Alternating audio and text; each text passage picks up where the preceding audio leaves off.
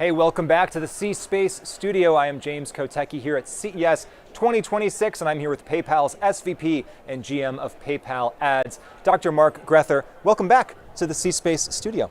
Thank you so much for having me.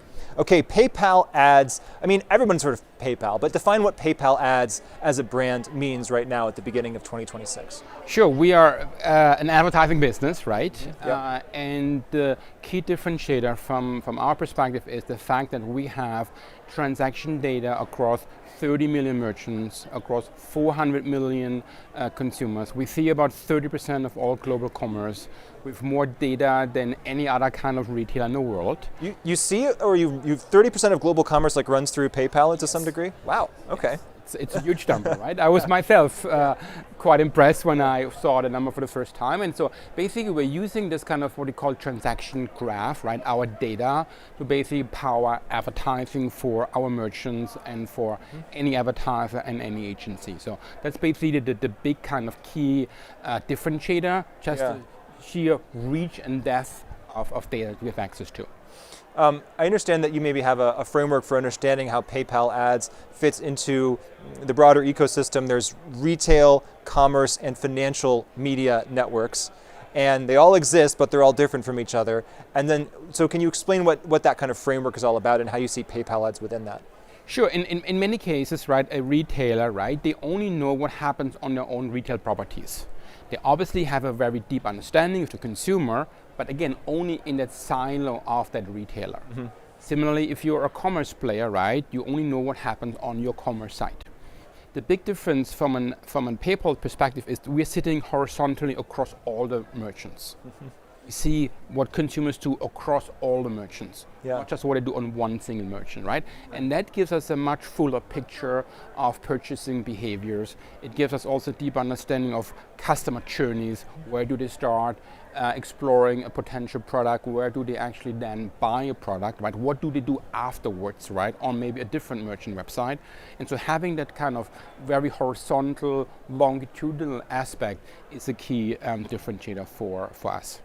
And does all the data that you have here give you really interesting macro level insights about consumer behavior overall? And is that the right question to ask because it's actually about targeting much more specifically? We do have obviously the aggregation, right? And we can therefore show trends. And one example of a trend is what we've seen most recently is a lot of customer journeys actually start with ChatGPT. People explore on ChatGPT, then they eventually go to Amazon to dive deeper into the product that they're interested in.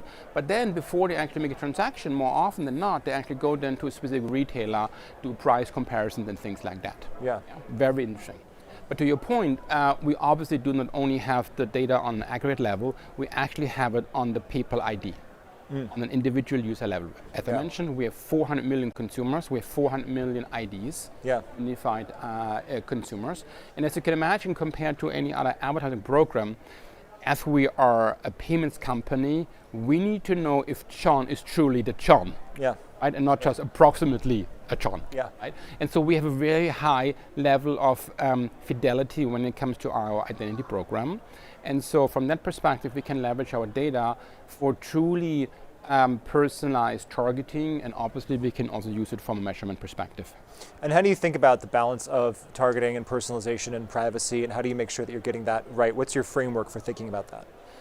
At the end, it all needs to become relevant for the consumers, right? It's really important that we are leveraging our transaction data. And by the way, we do not only have the data on PayPal, we also have data from Venmo, also have data from Honey, our browser extension, right? So we basically can see what consumers do on the web using Honey, for example. Honey is a coupon, right? Honey is a browser extension. Right, okay, right? That's right. And so we have the opt-ins from consumers who give us the permission to understand what they're doing on, say, what they're searching on Amazon, what they're searching on Google, what they're doing on ChatGPT, right? So that gives us basically a good understanding of what happens pre-purchase, We have then the purchase itself with PayPal. And then with Venmo, we know what people do after they went for dinner, maybe here at CES, right? Then they share a pizza emoji and things like that. And so we have really deep understanding. But again, we always leverage that to really bring more relevant, more personalized kind of experiences to our consumers. And one of the experiences people are increasingly having is shoppable content and social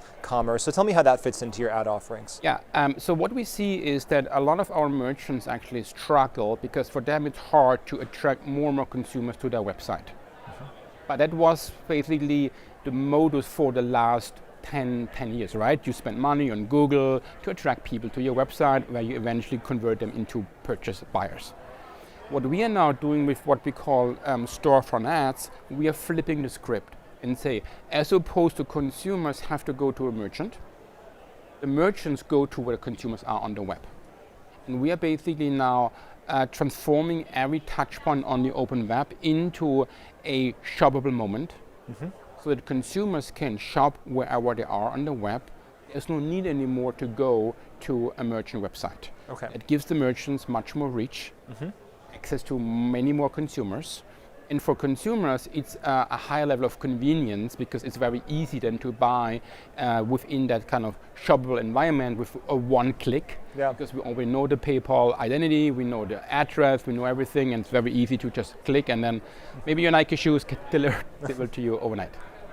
When we look at AI, when we look at shoppable video and just all the different technologies that are bubbling up and I'm having conversations about and many people are talking about here at C-Space and beyond here at CES as itself, what do you see as the most transformative for retail media in the near term?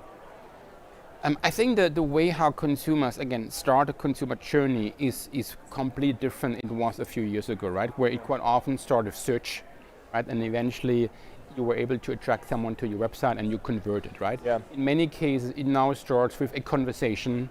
A conversation starts on LLMs. So that is certainly a big shift.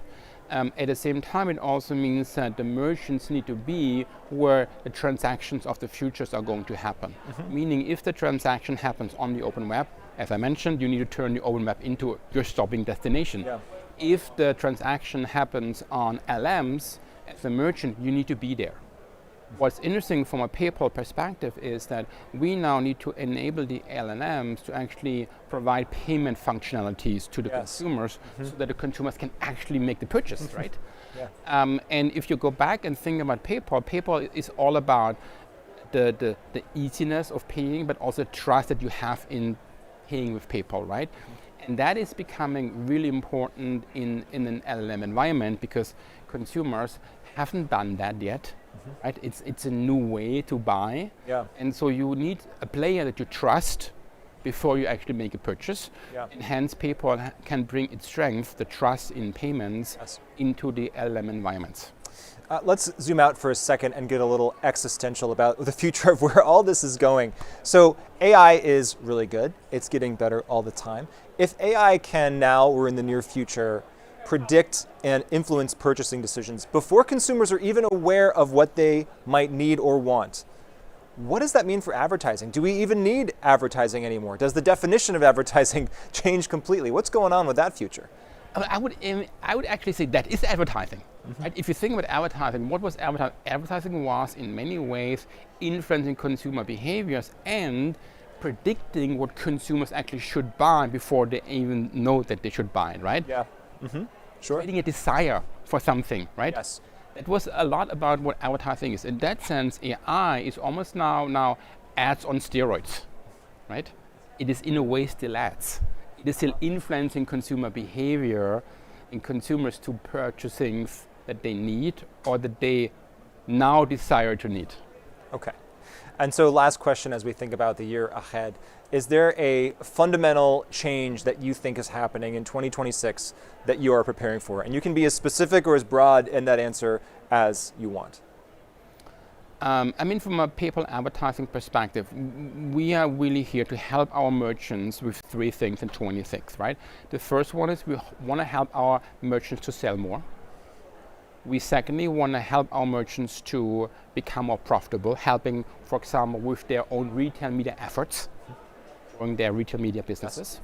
And the third one is we want to help them to be ready for the AI world. Yeah. Storefront ads, as I mentioned, we're helping them to become purchasable on LMs. Yes. Right? So that's help them to sell more, help them to make more money, and basically future-proof their business. That's what you're focusing on in 2026. Let's all sell more, make more money, and future-proof ourselves in 2026, and I think we'll be fine. Dr. Mark Grether, PayPal Ads, thank you so much for joining us today in the C-Space studio.